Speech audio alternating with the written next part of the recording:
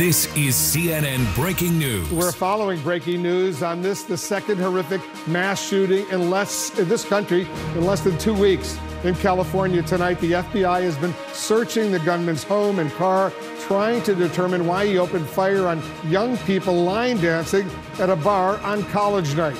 12 people were killed, including a veteran sheriff's officer who rushed in minutes after the first gunshots were reported. Police say the shooter was a U.S. Marine veteran who had previous run-ins with the law. He apparently killed himself at the scene of the massacre. This hour, I'll talk to California Congresswoman Jackie Speer, and our correspondents and analysts are also standing by. First, let's go to our senior national correspondent, Kyung La, outside the shooter's house. Kyung, we just got some new video from inside the bar during the shooting. I want to play it for our viewers for the first time, but I want to caution them. This is potentially disturbing. Watch this.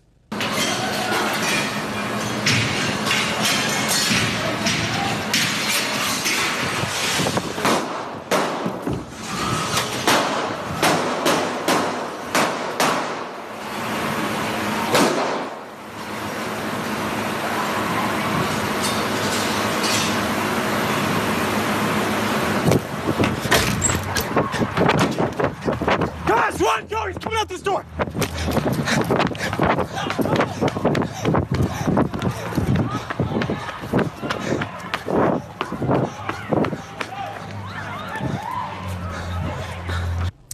Horrific, truly horrifying look inside the massacre. So, Kyung, you're there, you're on the scene. What are you learning tonight?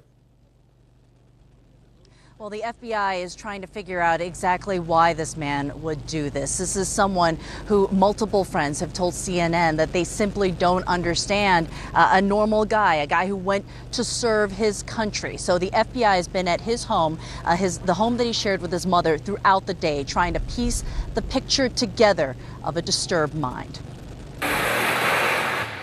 We're now learning more about the gunman who turned this California bar into a gruesome crime scene.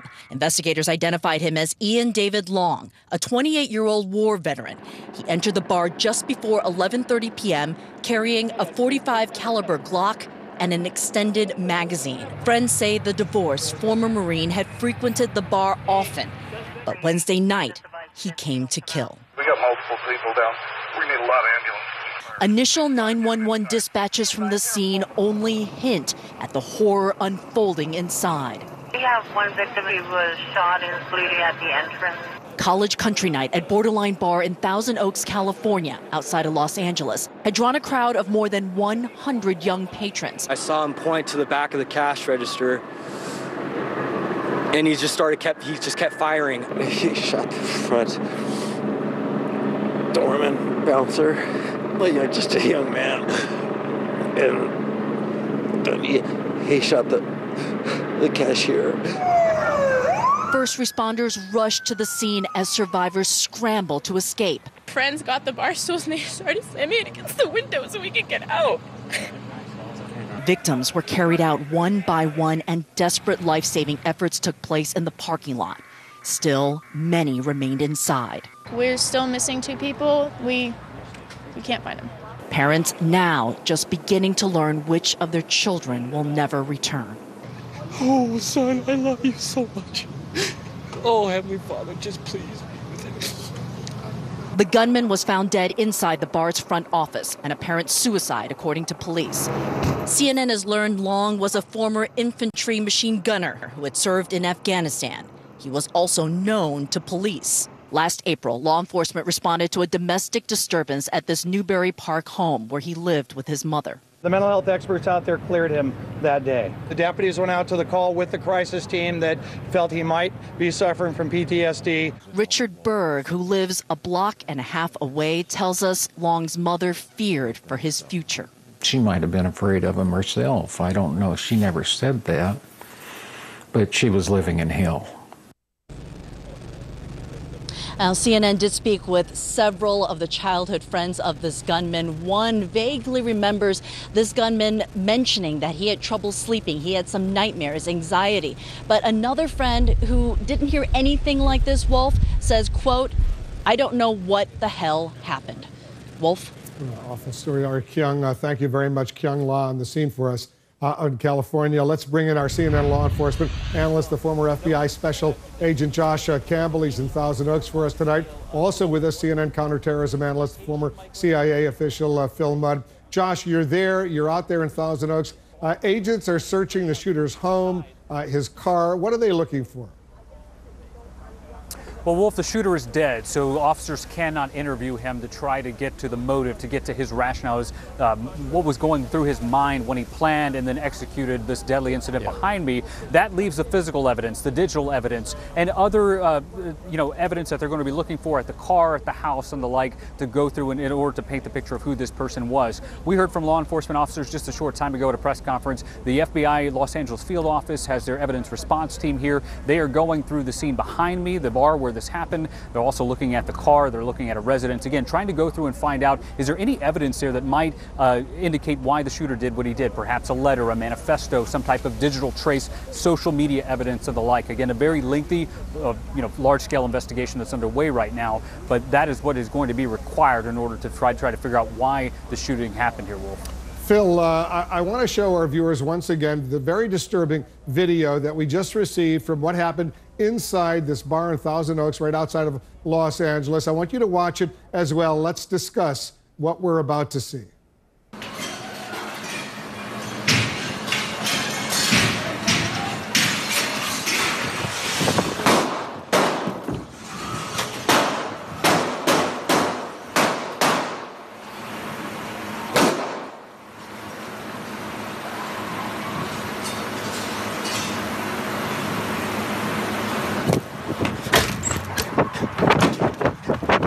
Run! Go! He's coming out this door!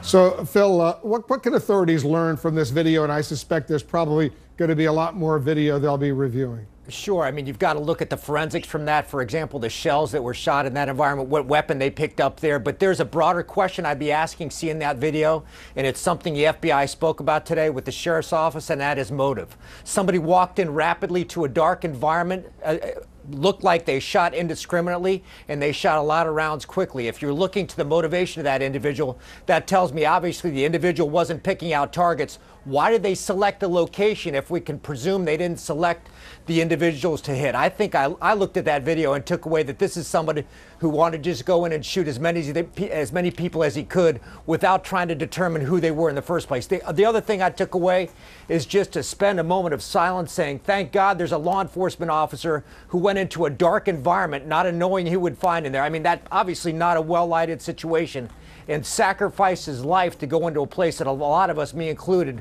I'm not sure I'd have the courage to do that. Incredible courage. Yeah, what a hero this sergeant was. Josh, what do you think when you look at that video?